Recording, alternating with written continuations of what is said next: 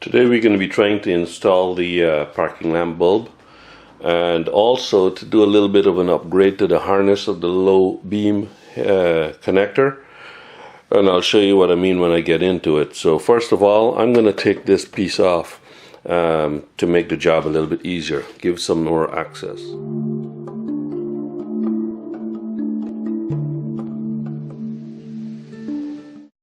Now the cover is removed off of the back of the low beam assembly.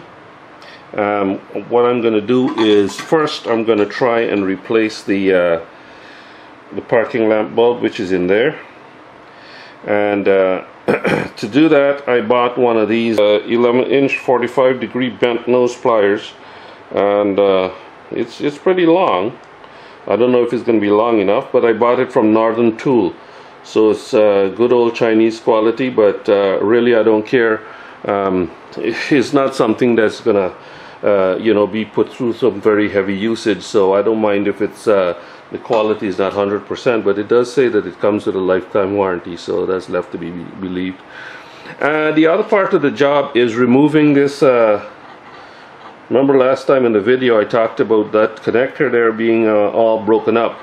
So what I did was I went and I bought a connector off of Amazon, and I'll put a link in the description below, and I'll show you what it is when I get to that part of the job.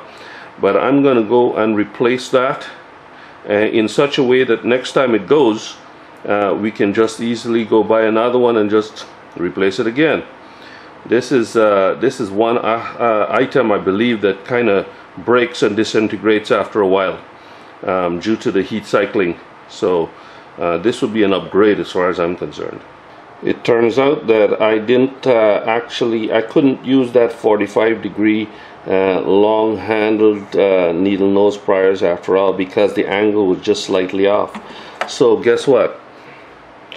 I'm back to using the standard little needle nose pliers that I have, but because I took this panel off, I've got enough access in here, and with the steering handlebars canted to the left, I now have enough access to go get a good grip, get my hand in there.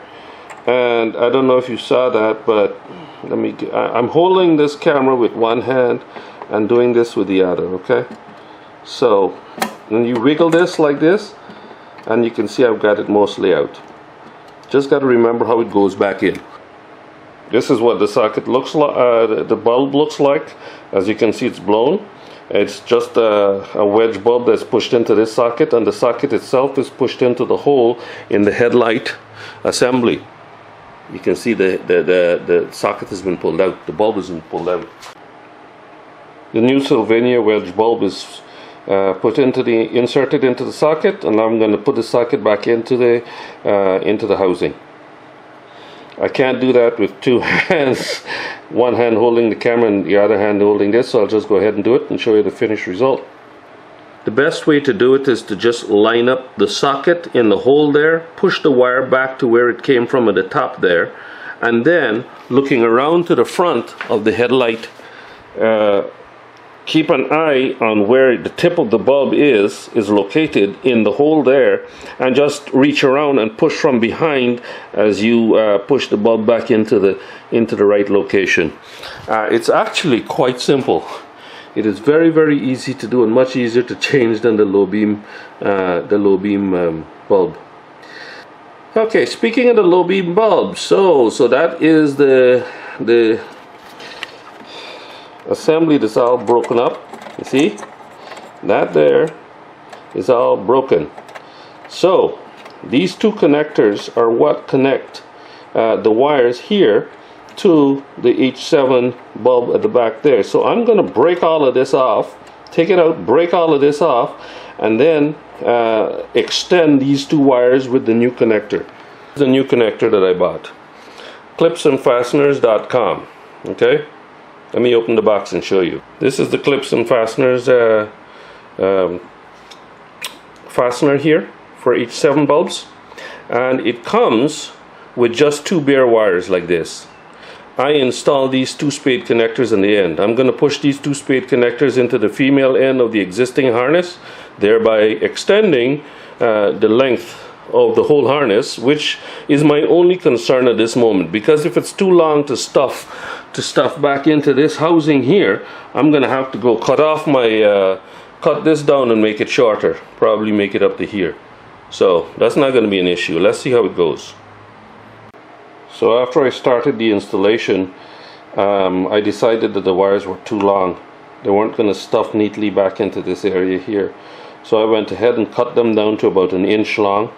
I put the connectors on, then I shoved the spade connectors into the existing connectors for the BMW harness. After I ripped off the broken pieces of plastic, I put some electrical tape on the ends there, and now it's just a matter of plugging this end here back onto the bulb and tidying everything up. With the cap back on, it's time to test. Let's see what happens. Hey, the warning light is gone. Let's see what's on front here. There's my parking lamp. So something's wrong. Do I have a warning? Yes, I do have a warning. Let's see.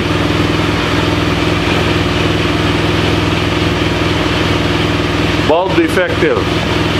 Low beam headlight defective. So my connection isn't good. The reason for the bad connection was these here are slightly narrower than these connections here that is on the wiring harness. So I kind of knew that it was going to be a bad connection or slackish connection when I put it together, but I just wanted to see what would happen. And true enough, the low beam didn't come on. So what I've done is taken off all of that insulation. I've squeezed. I didn't want to squeeze. You see, the reason why I put it back together like that is because I didn't want to really actually squeeze these original OEM connectors to make them a little bit more snug onto these aftermarket spade connectors. But I had to go do that when it didn't light up. So let's see what happens now. This is how I've got to stuff that extra length of wiring back into the housing. As you can see here, some of the wire is behind here. So I've got to stuff this in here and then bend this over so that it fits onto the back of the plug, back of the bulb. So let's jimmy around this, put it back together, and then test it back again. Okay, with everything back together again, it's time for a final test. So let's turn the bike on, see what happens.